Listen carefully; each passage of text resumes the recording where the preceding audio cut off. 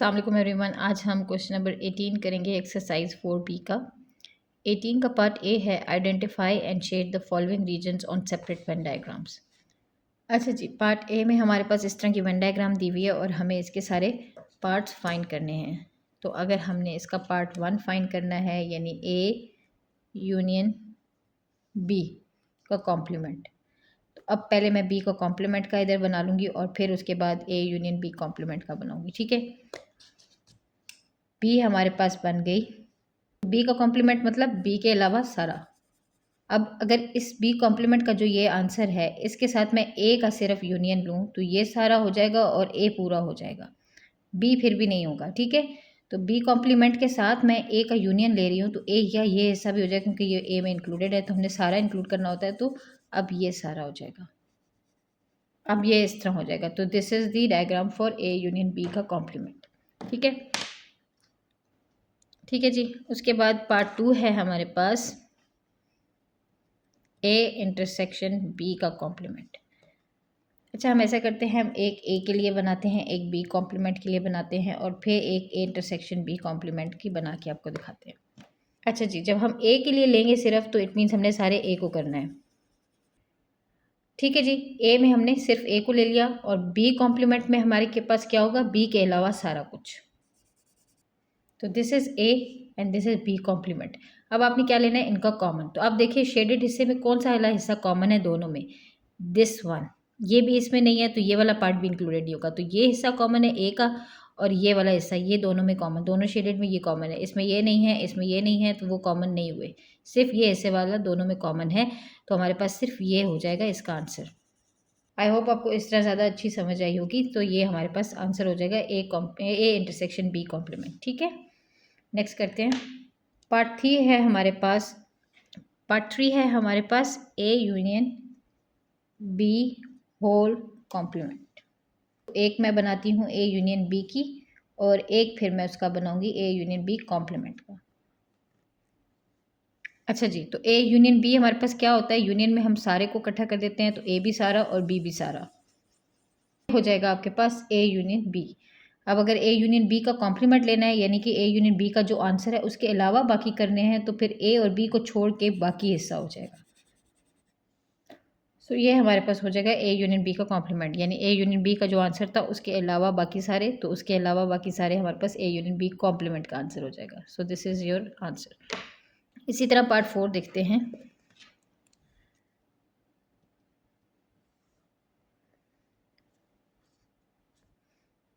Part 4 में हमारे पास है ए इंटरसेक्शन बी का कॉम्प्लीमेंट, यानी ए इंटरसेक्शन बी लेके उसके बाद उसका कॉम्प्लीमेंट।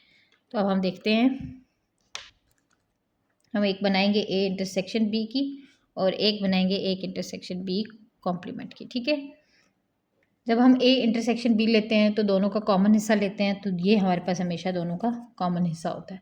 तो इसमें सिर्फ हम ये शेड करेंगे। अब जब कॉम्प्लीमेंट लेते हैं तो जो हमने शेड किया है, उसके अलावा हमें लेना है, यानी जो ए कॉम्प्लीमेंट बी का आंसर था उसका हमने कॉम्प्लीमेंट, तो उसके अलावा सारा लेना है। तो इट मीन्स ये छोटी सी जगह छोड़ के बाकी सारा हमारा हो जाएगा।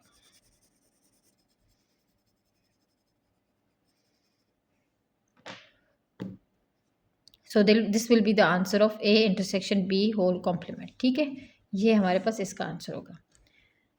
नेक्स्ट पार्ट 5 देखते हैं।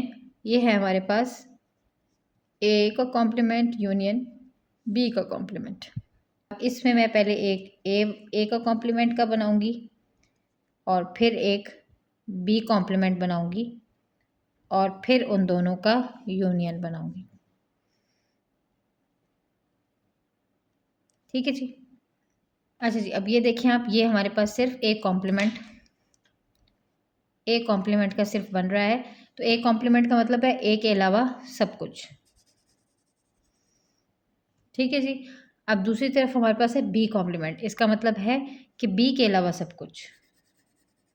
ठीक है जी, ये हो गया ए का कॉम्प्लीमेंट यानी ए के अलावा सब कुछ, ये हो गया बी का कॉम्प्लीमेंट यानी बी के अलावा सब कुछ। अब इन दोनों का अगर हम यूनियन ले लेते हैं तो इसका शेडेड एरिया देखें और इसका शेडेड एरिया देखें, तो ये सारा मिला देंगे हम, तो ये भी हो जाएगा, ये भी हो जाएगा। सिर्फ ये पार्ट दोनों में नहीं है, तो जो दोनों में नहीं है सिर्फ वो नहीं होगा, बाकी सारा हो जाएगा, क्योंकि यूनियन में तो हम सारा कर देते हैं। तो ये हो जाएगा हमारे पास A complement union B complement. Part 6 देखते हैं, A complement intersection B complement. इसमें भी पहले मैं ए कॉम्प्लीमेंट बनाऊंगी, फिर मैं बी कॉम्प्लीमेंट बनाऊंगी और फिर मैं इन दोनों का कॉमन ले लूँगी। तो अब हम ए कॉम्प्लीमेंट कैसे बनाएंगे कि ए के अलावा बाकी सारा। ठीक है जी, ए का कॉम्प्लीमेंट होगा ए के अलावा सारा हमारे पास, ठीक है। बी का कॉम्प्लीमेंट होगा बी के अलावा सारा, तो बी कॉम्प्लीमेंट होगा हमारे पास बी के अलावा सारा। अब इन दोनों का अगर कॉमन लें, इंटरसेक्शन कॉमन होता है ना, तो ए इंटरसेक्शन और बी इंटरसेक्शन की डायग्राम्स में आप कॉमन एरिया फाइंड करेंगे कौन सा कॉमन एरिया है। तो इसमें ये है लेकिन इसमें नहीं है, इसमें ये है तो ये इसमें नहीं है, तो दोनों कॉमन नहीं है। इट मीन्स सिर्फ ये बाहर वाला एरिया दोनों में कॉमन है। तो ए इंटरसेक्शन ए का कॉम्प्लीमेंट इंटरसेक्शन बी का कॉम्प्लीमेंट हमारे पास ये सिर्फ बाहर वाला एरिया आ जाएगा। सो ये हो जाएगा हमारे पास A complement intersection B complement.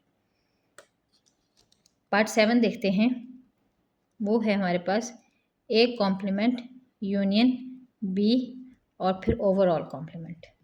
अब इस पे मैं बनाऊंगी पहले एक ए कॉम्प्लीमेंट का, एक मैं बनाऊंगी बी का, एक मैं बनाऊंगी ए कॉम्प्लीमेंट यूनियन बी का, और एक मैं बनाऊंगी A complement union B whole complement का, जो कि हमारा आंसर का बनेगा।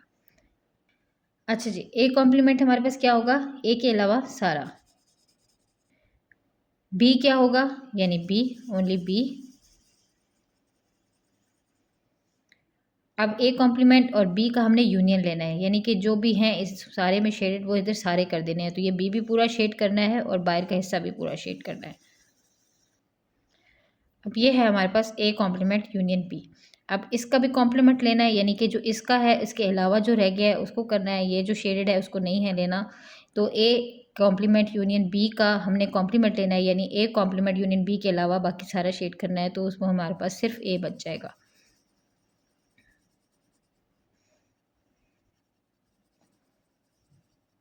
सो this is your answer. I hope आपको समझ आ रही होगी।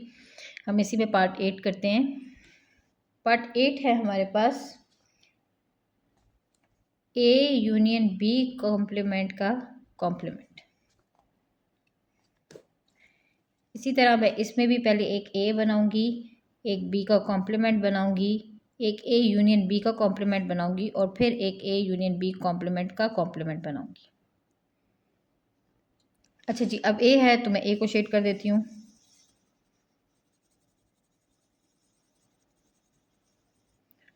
बी का कॉम्प्लीमेंट है, इट मीन्स बी के अलावा सारा शेड हो जाएगा। तो ये हमारे पास हो जाएगा बी का कॉम्प्लीमेंट जिसमें बी के अलावा सारा शेड हो गया। अब इन दोनों का यूनियन लें, यानी सारा इसमें मिला दें। तो आप ये सारा भी होगा और ये पार्ट जो इसमें नहीं था ये भी इंक्लूड हो जाएगा, क्योंकि ये पूरा भी होगा। तो पूरा ए और ये बाहर वाला हिस्सा बी का आधा हिस्सा नहीं होगा, तो इसको हम शेड कर देंगे इसमें। तो ये हमारे पास हो जाएगा ए यूनियन बी का complement.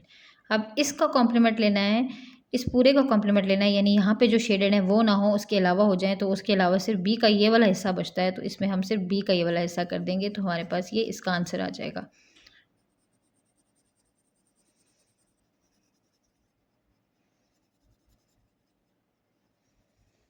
So this is the answer of A union B complement overall complement. ठीक है, ये हमारी फाइनल डायग्राम बनती है, वेन डायग्राम। तो अगर इसमें आपको कोई भी डिफ़िकल्टी हुई तो मुझे कमेंट्स में ज़रूर बताइएगा। इंशाल्लाह मैं उसको सॉल्व करने की कोशिश करूँगी। Thank you so much.